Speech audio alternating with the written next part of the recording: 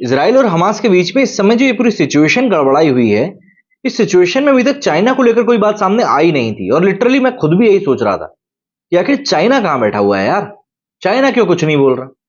क्योंकि चाइना का काफी पैसा लगा हुआ है मिडिल ईस्ट में। मैं आपको बता दूं, बीआरआई जो है ना इनका, उसके थ्रू इनका बहुत पैसा लगा हुआ है यहां पर। तो ऐसे में चाइना इस बारे में कुछ नहीं बोल रहा था। और ये बात वाकई में मेरे साथ साथ काफी सारे जो एनालिसिस कर रहे हैं इस पूरे मुद्दे के ऊपर, उन सभी को खटक भी रही थी। लेकिन अब चाइना का भी बयान निकलकर सामने आया है।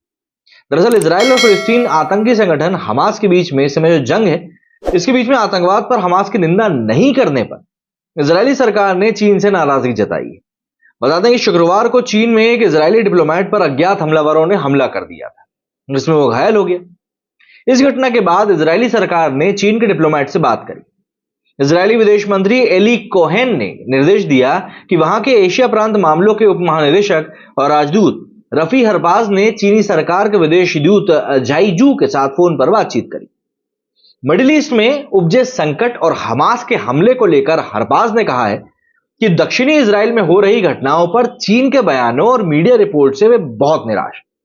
उन्होंने कहा कि इन रिपोर्ट्स में आतंकवादी संगठन हमास द्वारा निर्दोष नागरिकों के खिलाफ किए गए आतंकवादी हमलों और क्रूर नरसंहारों के साथ साथ गाजा पट्टी के दर्जनों लोगों के अपहरण की कोई स्पष्ट निंदा नहीं की गई।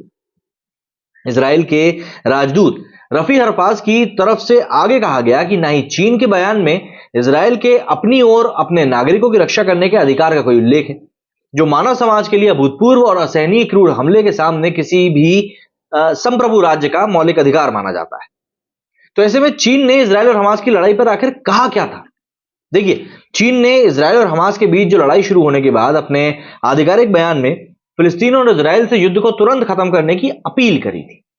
बीजिंग की ओर से कहा गया था कि दोनों देश संयम बरतते हुए हालात और बिगड़ने से बचें। इसके साथ ही चीन ने नागरिकों की रक्षा के लिए शांति बहाल करने के लिए भी कहा था। न्यूज एजेंसी के मुताबिक चीन ने अपने बयान में कहा था कि वो फिलिस्तीन और इसराइल के बीच जो इस समय टेंशन बनी हुई है ना, और जो हिंसा है, उसमें बढ़ोतरी से काफी ज्यादा परेशान है और वो दोनों पक्षों से शांत रहने की अपील करता है। चीनी विदेश मंत्रालय के प्रवक्ता ने इसराइल और फिलिस्तीनी आतंकवादी समूह हमास के बीच में भीषण संघर्ष पर सवालों का जवाब देने में कहा था कि गाजा पट्टी में दोनों पक्षों को बड़े पैमाने पर नुकसान हुआ है। मतलब जो खाना पूर्ति हम लोग कहते हैं ना, यार बोलना ही है तो है, बोल दो, कुछ भी बोल दो, क्या जा रहा है। यहां पर यह किया है। लेकिन इसके बाद चाइना में जो इजरायली नागरिक के ऊपर हमला हुआ, उसने इस पूरी बात को बदल के रख दिया। और यहां पर सेंटर ऑफ अट्रैक्शन में कौन आ गया? चाइना फिर से। अब चाइना का देखिए काफी पैसा लगा हुआ है सऊदी में और मिडिल ईस्ट के काफी सारे देशों में, तो उसको कहीं ना कहीं चिंता तो होगी। लेकिन उसको पता है कि इसराइल शायद उतना छटपटा पाएगा नहीं, और अगर इसराइल छटपटाया तो उसका साथ अमेरिका देगा, और अमेरिका साथ देगा तो फिर चाइना भी टांग हो जाएगा। यही पूरा खेल चलता है। क्या कहना है आप लोगों का इस बारे में? कमेंट करके जरूर बताइएगा। मेरे स्टूडियो में फिलहाल उतना ही। जय हिंद, जय भारत।